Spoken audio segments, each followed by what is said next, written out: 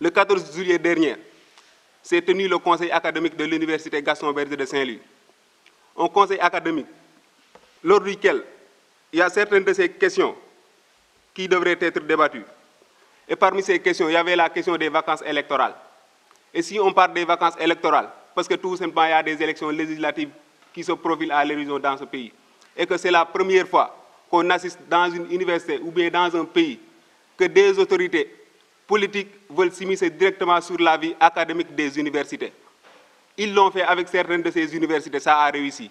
Ils ont essayé de faire la même chose avec l'université Gaston Berger de Saint-Louis, chose qui n'a pas réussi parce que les représentants d'étudiants savaient pertinemment quel est le piège qui a été tendu à l'université Gaston Berger de Saint-Louis.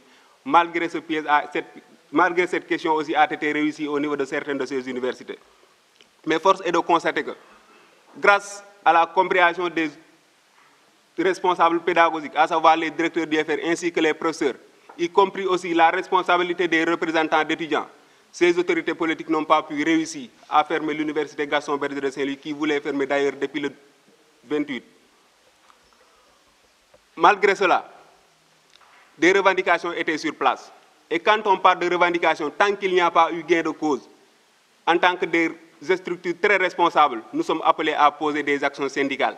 Et si on pose des actions syndicales, l'objectif, ce n'est rien d'autre que de permettre à ce que les étudiants de l'université Gaston Berger de Saint-Louis, que ce soit du campus social comme pédagogique, puissent être dans de très bonnes conditions. Ainsi, pour rappel, par rapport à ce qui a conduit à la situation actuelle de l'UGB, il y a de cela des mois, la commission sociale avait alerté par rapport à la situation de l'université Gaston Berger de Saint-Louis. Il y a de cela des mois, ou bien des semaines, la commission sociale avait obtenu une rencontre avec la direction du CROUS ou bien avec le directeur du CROUS, en l'occurrence Pape Ibrahima Faye. Et lors de cette rencontre, il y avait certaines de ces questions ou bien certains de ces points qui ont été débattus. Et parmi ces points, il y avait la question de l'eau, dont nous tous nous le savons, depuis plus de 2 mois, l'étudiant de l'université Gaston Berger de Saint-Louis peine à s'approvisionner correctement en eau potable. Au-delà de ça, il y a la question de l'équipement des chambres du village Q. Parce que comme vous pouvez le constater, aujourd'hui, si les médias avaient effectué le déplacement pour faire cette descente-là au niveau du village Q, ce qu'on aurait constaté, c'est quoi? C'est que les étudiants sont en train de dormir à terre. Il n'y a pas de lit ni d'équipement nécessaire pour que là où les étudiants pourront convenablement garder leurs bagages. Ce qui est déplorable dans une université qu'on appelle une université d'excellence. L'autre chose, c'est la réhabilitation du Tour de l'œuf. Et la réhabilitation du Tour de l'œuf, c'est une question qui ne date pas d'aujourd'hui. C'est une question qui ne s'est pas posée aussi aujourd'hui. C'est une question que les représentants d'étudiants ont toujours posée devant le directeur du CROUS. Mais à chaque fois, on trouve que la situation du Tour de l'œuf devient de plus en plus calamiteuse. L'autre situation, c'est la réfection du toit du village O. Il y a de cela des années, ou bien il y a de cela 2 voire 1 année, que ce même village-là, à savoir le village O, les étudiants qui étaient là-bas ont été déplacés. Pourquoi? Parce que tout simplement, ils ne pouvaient pas continuer convenablement en période d'hivernage, parce que quand il y avait la pluie, il y avait inondation dans les chambres des étudiants.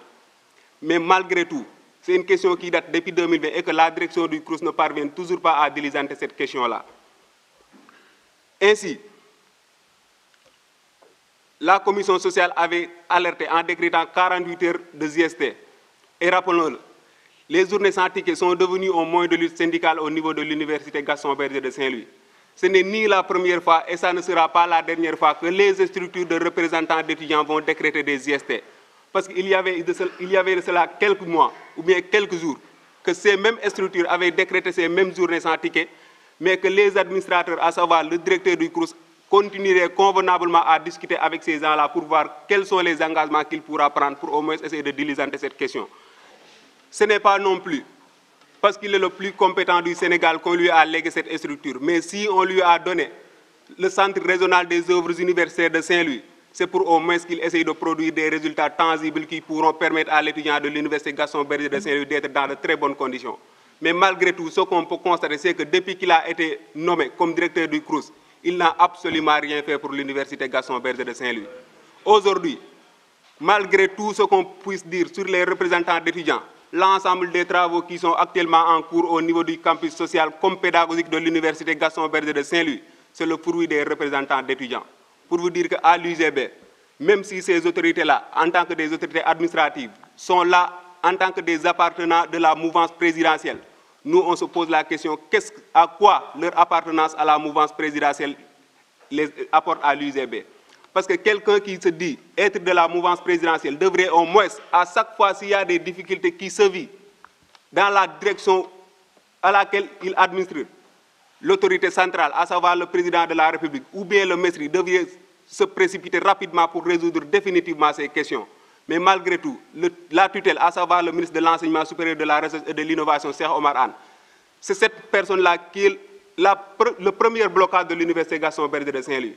Parce qu'à chaque fois, si le représentant d'étudiants essaie au moins de taper à sa porte pour des questions de rencontre, il n'est pas dans des dispositifs pour rencontrer ces représentants d'étudiants-là. Et c'est la même chose qui continue de se produire. S'il s'agit de défendre l'intérêt de l'étudiant ou bien de défendre le droit de l'étudiant, ce n'est pas des choses qu'il va falloir négocier. Si les autorités ne savent pas qu'à un moment donné, il va falloir s'asseoir autour d'une table pour au moins essayer de diligenter ces questions pour le bien-être de l'Université Gaston Berger de Saint-Louis, nous, on est prêts à les attendre là où il va falloir les attendre. Après avoir décrété cette descente sur la nationale, il y a quelques rumeurs parlant du saccage des restaurants universitaires.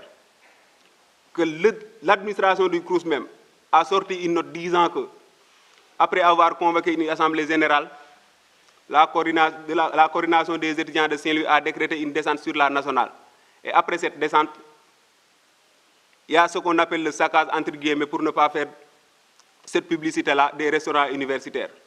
Et nous rappelons à l'opinion nationale ainsi qu'à l'opinion internationale que si on parle de saccage, ce n'est pas parce que les restaurants universitaires ont été saccagés de telle sorte que l'administration du CROUS n'était plus dans les dispositifs de pouvoir continuer convenablement à servir le repas ou bien le petit déjeuner ou bien le dîner aux étudiants de cette université.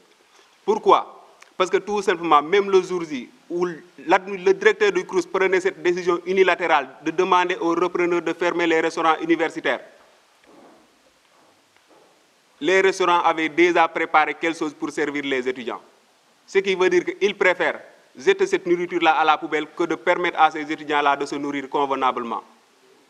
Aujourd'hui, ils reviennent pour nous dire, après que la coordination des étudiants de Saint-Louis a pris ses responsabilités pour surseoir le mot d'ordre de la commission sociale, ce même directeur s'est entêté sur cette situation de fermeture des restaurants en disant que c'est parce qu'ils ont saccagé les restaurants universitaires qu'on n'est plus dans les mesures de pouvoir continuer à servir convenablement.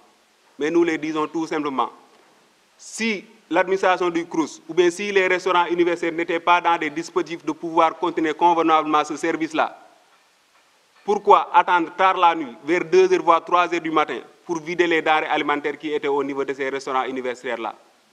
Cela veut dire quoi? Cela veut dire tout simplement que l'administration du CROUS n'était pas du tout dans des dispositifs pour pouvoir continuer l'année parce qu'il y avait ces élections législatives-là qui se profilent à l'horizon.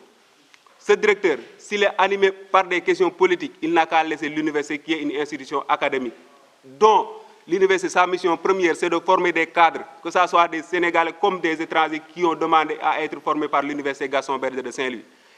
Il ne peut pas être cette personne-là qui, au niveau de l'administration de l'université Gaston Berger de Saint-Louis, qui à chaque fois que l'UGB se fixe des objectifs, comme le respect du calendrier pédagogique, ou bien comme le respect du calendrier académique de cette université, c'est lui-même qui est le blocage. Parce que rappelons-le, l'année dernière, c'était ces mêmes genres de situations qui s'étaient produites. Lorsqu'il fallait tenir une assemblée de l'université, en août 2021, ce même directeur avait dit que la direction du CROUS n'est pas dans les dispositifs nécessaires pour pouvoir permettre l'ouverture des restaurants ou bien l'ouverture du campus social, à partir du 4 octobre. Et il est campé sur sa position. Ce qui a valu que lorsqu'on devrait ouvrir l'université, le 4 octobre, il fallait encore reconvoquer une assemblée de l'université où l'ensemble des acteurs pédagogiques de cette université savaient convenablement que le directeur du CROUS, c'est lui qui n'était pas dans le dispositif de pouvoir ouvrir ce campus. Et qu'à l'époque, le ministre de l'Enseignement supérieur, de la Recherche et de l'Innovation, parce que la situation l'arrangeait, il avait demandé à ce directeur-là d'ouvrir le plus rapidement possible le campus social de l'université Gaston Berger de Saint-Louis. Mais aujourd'hui, c'est parce que la situation politique du pays n'arrange pas ces administrateurs-là que ce ministre ne pense même pas à se prononcer par rapport à la situation, ce qui est totalement irresponsable de sa part.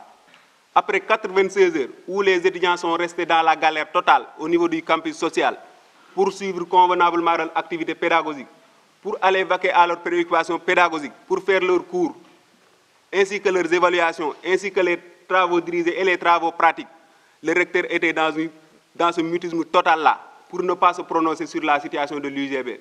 Il a fallu que la coordination des étudiants de Saint-Louis sorte une note d'information demandant au recteur, président du conseil académique, de se prononcer par rapport à la situation, que nous avons remarqué que le recteur a convoqué d'urgence le conseil académique pour décider par rapport à la situation de l'université.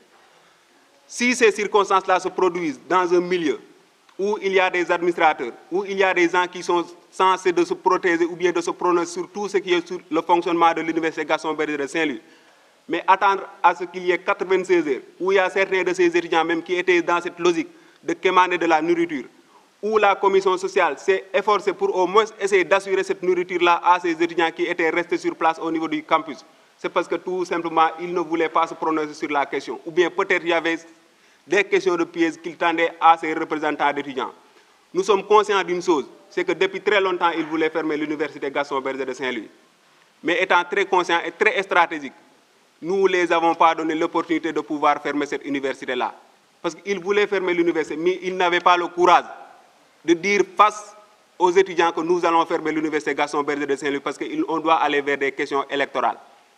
Mais aujourd'hui, la coordination des étudiants de Saint-Louis est très stratégique à laisser ces administrateurs-là et les mettre devant le fait accompli.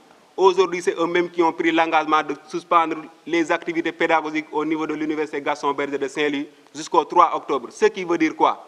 Ce qui veut dire que ces administrateurs-là qui étaient ici il y a de cela quelques temps, en disant que le calendrier académique de l'université Gaston Berger de Saint-Louis devrait être respecté, nous les appelons, vu qu'ils ont pris leur décision de suspendre les activités pédagogiques de cette université, au lieu de dire la vérité à ce directeur, de lui rappeler directement à l'ordre pour qu'il puisse ouvrir les campus sociaux, ainsi de laisser les étudiants dans leur chambre convenablement et de continuer à servir ce service public. Nous disons à ces administrateurs-là d'avoir en même temps ce courage de ne pas se prononcer vers des sections uniques, voire des années invalides au niveau de cette université.